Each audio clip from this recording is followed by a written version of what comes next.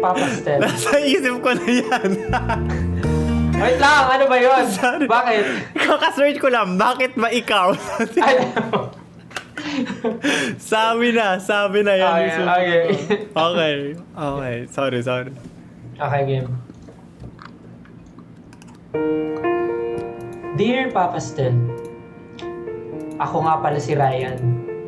Sumulat ako sa iyo dahil merong isang babae sa classroom namin na hindi mawala sa isip ko. Wala ng aking masilayan, tinataglay mong kagandahan, di na maawat ang puso, sa iyo ay magmahal. Tama po kayo, Papastel. Unang araw pa lang pong makita ko si Stephanie sa classroom. Talaga hindi ko na siya makakalimutan. Ako nga po pala ulit si Ryan. Isa po akong badminton varsity sa aming school. Sa totoo lang, hindi ko po pinapansin yung mga yan eh. Marami pong nagkakagusto sa akin pero wala pa sa isip ko yan. Kaya sinasabi ko na lang, wala akong time sa kanila. Lahat, inaangasan ko, Papastel. Hindi ko sila pinapansin. Pero iba to si Stephanie. Parang iba yung kiliting dala niya sa akin, Papastel eh. Kahit di niya ako kinakausap. Pero nagulat ako one time, lumapit siya sa akin. Tinanong niya kung saan daw yung kantin. Gusto ko sana sumagot, Papastel, pero ayokong pakita sa kanya na kinikilig ako pag kinakausap niya ako. Kaya naman, ang sagot ko sa kanya, bakit mo sa akin tinatanong? Mukha ba akong nagtatrabaho sa kantin? Tinatanong ko lang naman kung nasan yung kantin kasi hindi ko alam eh. Eh bakit mo nga sa akin tatanong? Ako lang ba estudyante dito? Tanong mo dyan oh! Anto na nga, Papastel. Akala ko nainis siya sa akin. Pero nagulat ako, umaalis siya. Pero nakangiti siya, Papastel. Hindi ko alam kung kilig, tuwa, inis yung mararamdaman ko, Papastel. Pero kakaiba talaga si Stephanie. Nagdaan ng ilang araw, talagang di ko siya pinapansin. Pero nararamdaman ko nagpapapansin siya sa akin, Papastel. Dinadaan niya pa sa mga simpleng sagi, simpleng kalabit, pero alam kong nagpapapansin siya sa akin. Kaya naman, hindi ko na napigilan ang sarili ko. Bumigay na ako, Papastel, at umamin. Ay, nag-stop. Sa pag-ibig mo na may nagmamay-ari na, nais ko lang malaman mo na minamahal kita. At nagulat ako, Papastel. Inamin din niya na mahal niya ako. Umamin sa akin si Stephanie. Totoo nga, Papastel. Nagpapapansin siya sa akin. At ang sabi niya, sa totoo lang, alam ko namang wala kang pinapansin sa amin. Kaya nagkaroon ako ng lakas ng loob para nagpapansin palalo sa'yo. Alam ko rin gusto mo ako. Kaya naman, nilakasan ko ang loob ko. Kaya ngayon, sinasagot na kita. At opo, Papastel, ngayon, kami po ay mag-asawa na at may mga anak na. Naging masaya kami ni Stephanie. At sana maging inspirasyon po ang aming kwento. Wow. Maraming salamat, Papastel. Anong pangalan ng letter sender mo? Ha?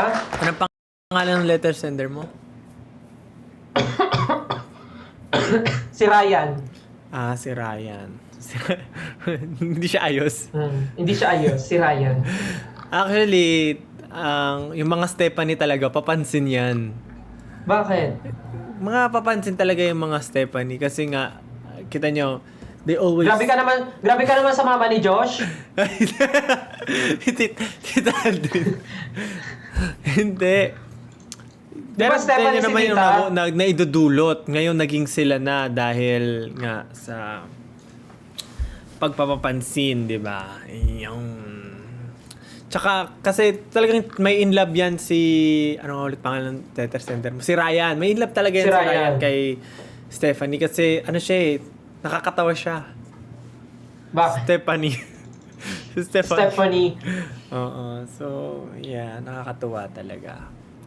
Tsaka grabe no, kasi di ba uso yung gano'n, yung parang magpapanggap kang strong, pero deep inside kinikilig ka. Mm-mm. May mga gano'n talaga no. Tapos, ayan no, tingnan mo, buhay na patunay, nangyari sa kanila, hindi pa niya pinapansin sa una, pero, di ba? Tama. Na kinikilig pala siya. Kaya, Grabe ka naman sa mga Stephanie, papansin. Sumbong kita kay Tita Aldrin. hindi, totoo yun. Totoo yung sinasabi ko. Ano yun? Proven and tested talaga. Kasi, diba, Bakit may nagpapansin na rin ba sa yung Stephanie?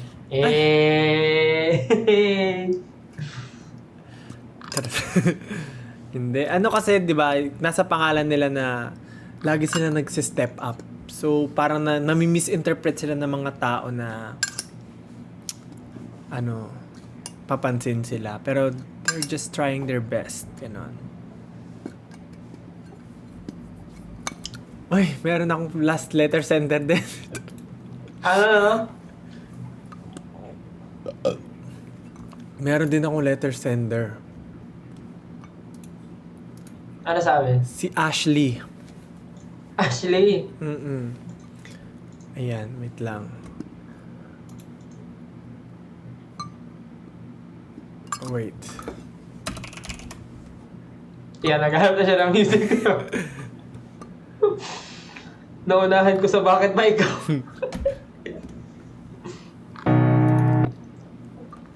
Wow, isa pang araw ba yan? Hindi, grabe naman. Hindi. Ayan. Wait lang. Ito, ayan, nababasahin ko na. Dear Papa Jack, ako nga pala si Ashley. Ay, lakas. Lakas sa music mo. Ako nga pala si Ashley. At meron akong kaibigan, katrabaho ko, na nainlove ako sa kanya, si Alfredo. Ang hirap niyang mahalin dahil napaka-porsigido niya para sa mga pangarap niya. Ang sabi niya sa akin, sabay namin naabutin ang mga pangarap. Pero nahihirapan ako dahil masyado siyang mabilis at napag-iiwanan ako. Pero gusto kong subukan para sa kanya. Kahit na magulo yung mga pangarap ko, dahil siya naman ang pangarap ko, masaya ako kung matutupad niya ang mga pangarap niya. Kahit sa trabaho, handa akong iwanan ng trabaho ko. Kahit di ako handa.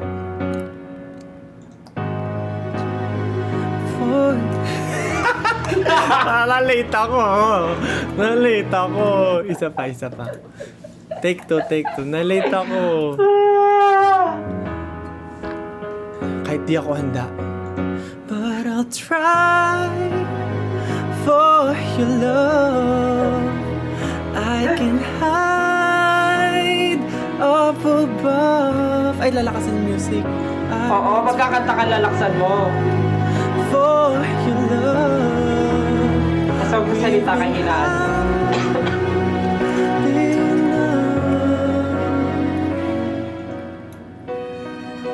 At sinubukan ko nga, Papa Jack, iniwan ko ang trabaho ko para sa kanya. Tinulungan ko siyang matupad ang mga pangarap niya. Binigay ko ang puso ko, ang buong pagkatao ko. Ngunit hindi ko alam, hindi niya pa rin sinasabi kung mahal niya ako o hindi. Catching up to you while you're running away to chase your dreams. It's time for us to face the truth, 'cause we are coming to each other to change. Maybe I'm not ready, but I'll try for your love. I can hide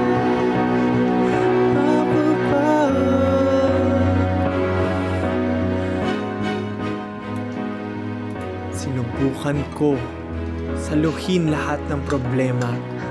Tinanggap ko lahat ng pagkakamali niya. Na akala ko isusubukan niya rin na mahalin ako. Susubukan niya rin na tulungan ako maabot ang mga pangarap ko pag narating niya na ang kanyang mga pangarap. Ngunit, mali ako. Sa huli ay ginamit niya lang pala ako. Akala ko lahat ng pinapakita niya ay totoo. Yun pala, gusto niya lang talagang marating ang mga pangarap niya at hindi niya ako isama. Hirap na hirap ako ngayon, Papa Ja. Di ko alam paano ako mag-move on. Di ko alam kung paano ko haharapin ang bukas. Yeah. Langya. Ang hirap na.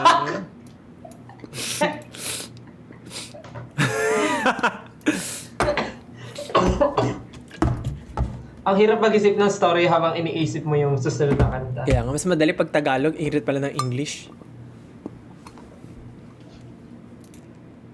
Magpa-practice ako, tinam, sa susunod. Mayroon na akong 5 story na naka-imbak. Baka gumawa ka pa ng script pa. Together. Okay. Oh, happy. Tama na.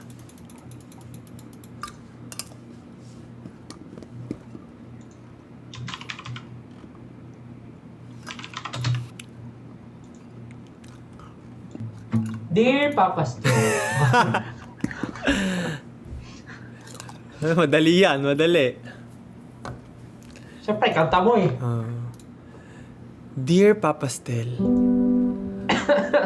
may multo sa amin. Ngunit di ko siya nakikita. Ang nakikita ko lang ay ang anino. Anino? Anino. At hindi niya ako iniiwan. Sinusundan niya ako kahit saan ako magpunta.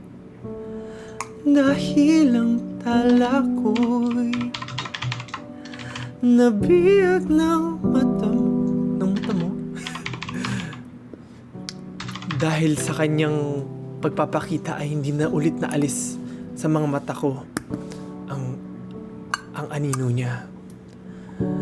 At kahit na ganun pa, manayayakapin lamang kita.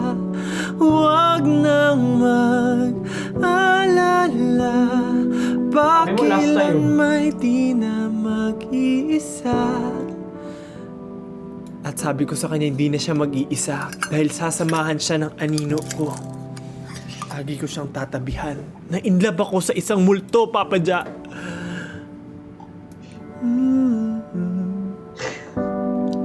Walang... Ano daw? Ano daw? Ano daw? Kaya para sa'yo handa kong maglaho. Yun ang Patula ka na dyan ah. liwanag mo, dala kong pangako. Sa'yo na palasyo. Alauna na. Sa mga batong binulsa, mili ko mang naipong bigat na dala-dala. At kahit na ganun pa, manayayakapin lamang kita. Huwag nang mag-alala, pakailan may di na mag-iisa habang buhay kita.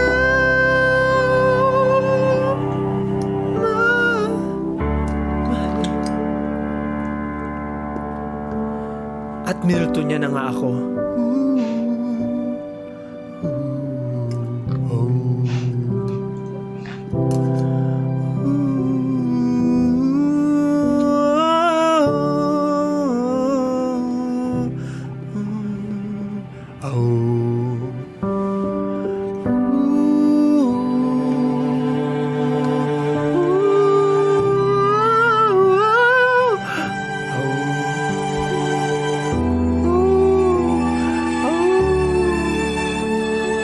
Yan, Justin. Heto ko, bibigyan ng ginang pangalan mo. Ang lahat pagkilala, bigay sa'yo lahat naman. Ay, alam ko na. Ano? Sa November, mag-ano tayo, Halloween, horror story. Tama. Tama. Sa November, mag-live tayo, tas puro horror. Horror stories naman. Yes. Dear Papastel, isang gabi, lumabas ako sa harap ng bahay para bumili ng candy. At may nakita akong Sabi ng imanan.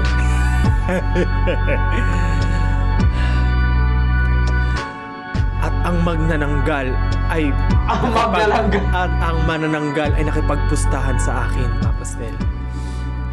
Pumusta ng 50. At ang sabi niya ay, madaya ba mundo?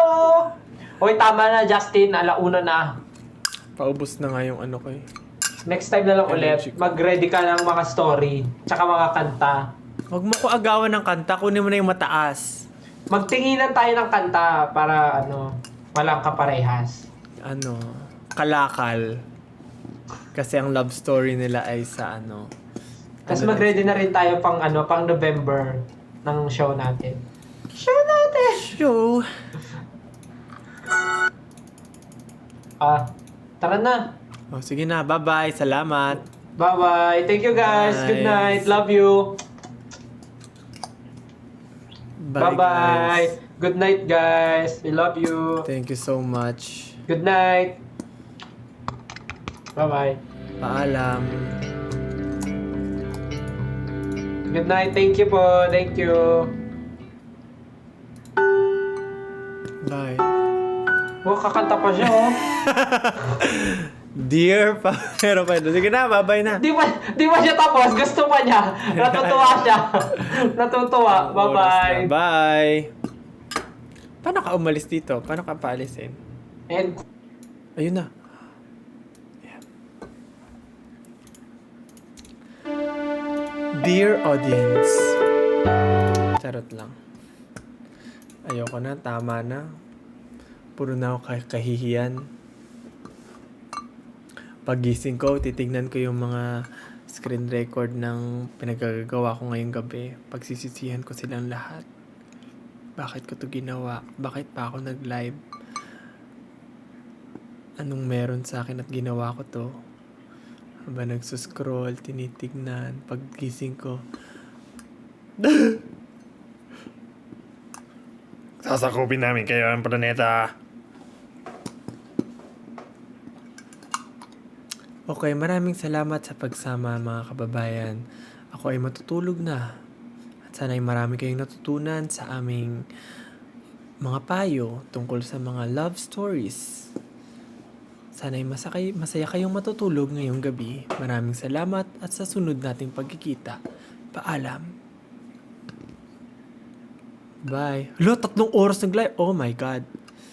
Bye. Goodbye na talaga. Heto ako, bibigyan. Bye-bye. Good nights. Thank you so much, guys.